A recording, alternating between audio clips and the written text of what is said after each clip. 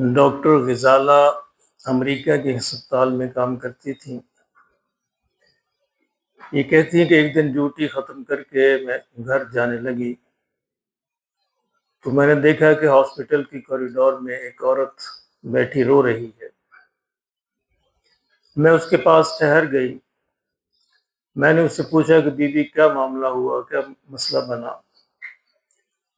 اس نے کہا کہ میرا بیٹا ہاسپٹل میں ایڈمٹ ہے اور ڈاکٹر کہتے ہیں بچنے کی امید نہیں ہے۔ کہتی میں نے اس سے کہا، نان مسلم تھی وہ دوسری عورت، کہتی میں نے اس سے کہا کوئی بات نہیں، تم ایسے کرو، تم اپنے گھر جاؤ اور جا کر صدقہ دو اور اللہ سے دعا مانگو، تو اللہ سب کچھ کر سکتا ہے، سب کچھ کے بغیر سب کچھ کر سکتا ہے، اس کے لیے کوئی مسئلہ نہیں ہے۔ کہتے اس نے مجھے پوچھا صدقہ کیا ہوتا ہے؟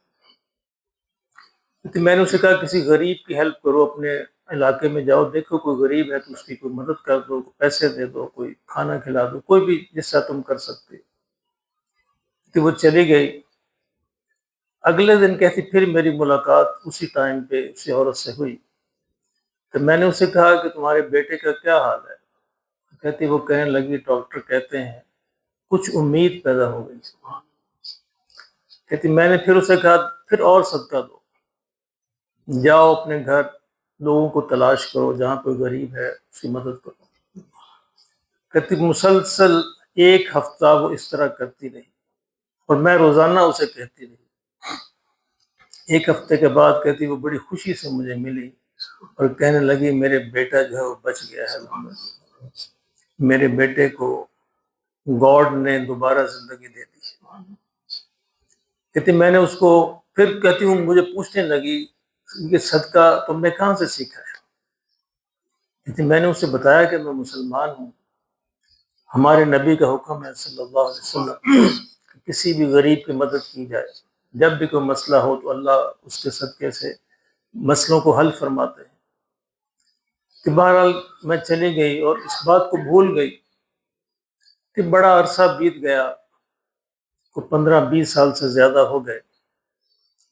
ایک دن میں ایک شاپنگ مال میں اپنے کچھ خریداری کر رہی تھی کہ پیچھے سے ایک عورت نے مجھے پکڑا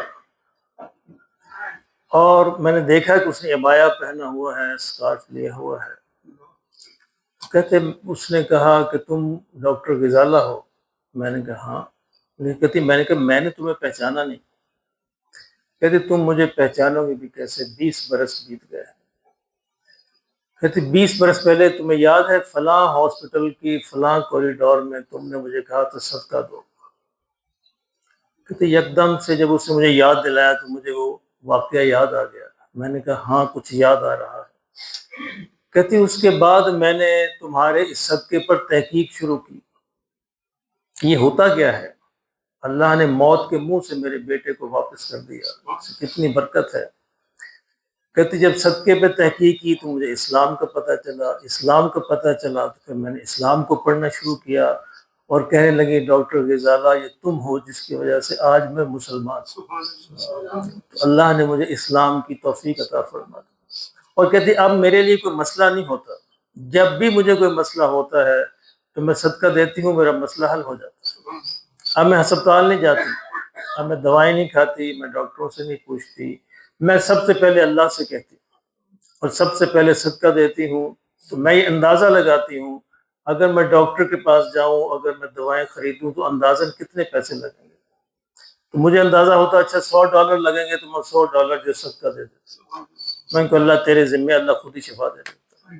کہتی اب میرے سارے مسئلے صدقے سے حل ہوتے ہیں۔ اللہ اکبر۔ میرے محترم دوستو، لیکن یہ اس وقت ہے جب ہماری یہ نیت صرف اللہ کی رضا کی ہو، ہمارا یہ صدقہ، ہماری یہ دوسروں کی مدد کرنا صرف اور صرف اللہ کے لیے ہو۔ اللہ ہمیں یہ توفیق نصیب فرما دے۔ بہت سی باتوں کی طرح ہمارے معاشرے میں صدقے کے تصورات بھی غلط ہو گئے ہیں۔ ہم سمجھتے ہیں شاید ہم مرغی ذبح کریں گے، بکرا ذبح کریں گے پھر ہی صدقہ ہو، ایسا نہیں ہے میرے محترم بھائیو۔ سب سے بہترین صدقہ جو ہے وہ کسی دوسرے کی ضرورت کو پورا کرنا ہے۔ کسی طالب علم کی ضرورت جو ہے فیس کی ہو سکتی ہے، کسی بیمار کی ضرورت میڈیسن کی ہو سکتی ہے، کسی اور کی ضرورت کھانے کی ہو سکتی ہے، کسی کی ضرورت کپڑے کی ہو سکتی ہے۔ تو مرغا وہاں پہ کیا کرے گا؟ وہاں بکرا، کالا بکرا کیا کرے گا؟ کچھ بھی نہیں کرے گا۔ اصل یہ ہے کہ اس کی ضرورت کو پوری کی جائے، اور چونکہ کیش جو ہے وہ ساری ضرورتیں پوری کرتا ہے، اس لیے بہتر ہے کہ کیش دیا جائے تاکہ اس بیچارے کی جو بھی ضرورت ہو وہ اس کو پوری کر لے، اور اس کو پورے احترام سے دیا جائے، کیونکہ اس نے آپ کو یہ موقع عطا فرمایا کہ اللہ آپ کی مدد کرے، اللہ کی قربت کا موقع عطا فرمایا، اس لیے خود کو محتاج جانو، صدقہ لینے والے کو محتاج نہ جانو۔ اللہ اکبر۔ ہماری اماں عائشہ صدیقہ رضی اللہ تعالیٰ عنہ، انہوں نے اپنے بیٹے، اپنے بھانجے عروہ کو بلایا، عروہ ان کے بھانجے تھے، اور انہیں کچھ پیسے دیے اور کہا کہ عروہ فلاں شخص کو جا کے دے آؤ، لیکن یہ احتیاط کرنا کہ اس کے ہاتھ میں نہیں دینے، وہ جس چارپائی بستر پہ بیٹھے ہیں ان کے تکیے کے نیچے رکھ دینا، بستر کے نیچے رکھ دینا، اور چلے آنا واپس۔ چلے گئے، بھانجے تھے، ان کو جا کے مدد کی، واپس آئے کہ خالہ جان مجھے ایک بات سمجھائیے، آپ نے یہ کیوں کہا کہ ان کے ہاتھ میں نہیں دینے؟ اللہ اکبر، کیسی چھوٹی چھوٹی باتیں ہیں ان لوگوں کی، اللہ ہمیں عمل کی توفیق عطا فرمائے۔ سیدہ عائشہ رضی اللہ تعالیٰ عنہ نے فرمایا کہ میرے بیٹے عروہ، دیکھو اگر تم ہاتھ میں دیتے، اس کا ہاتھ نیچے ہوتا، تمہارا ہاتھ اوپر ہوتا، تو اسے شرمندگی ہوتی، کیونکہ اوپر والا ہاتھ نیچے والے ہاتھ سے بہتر ہوتا ہے، تو میں نہیں چاہتی تھی کہ اس کو ہاتھ نیچے کر کے بھی شرمندگی ہو۔ صدقہ لینے والے کو شرمندگی نہیں ہونی چاہیے، دینے والے کو احسان مند ہونا چاہیے کہ یا اللہ تو نے مجھے موقع عطا فرمایا، ایک موقع عطا فرما دے، اس کو قبول فرما لے۔ تو اللہ ہمارے صدقات کو، خیرات کو، زکوٰۃ کو قبول فرمائے، لیکن صرف اللہ کی رضا کے لیے پورے احترام سے دینا چاہیے، جس کو دے رہے ہیں اس کی حقارت نہیں دل میں آنی چاہیے، بلکہ اس کے احسان مند ہونا چاہیے کہ یا اللہ آپ نے یہ موقع عطا فرما دو۔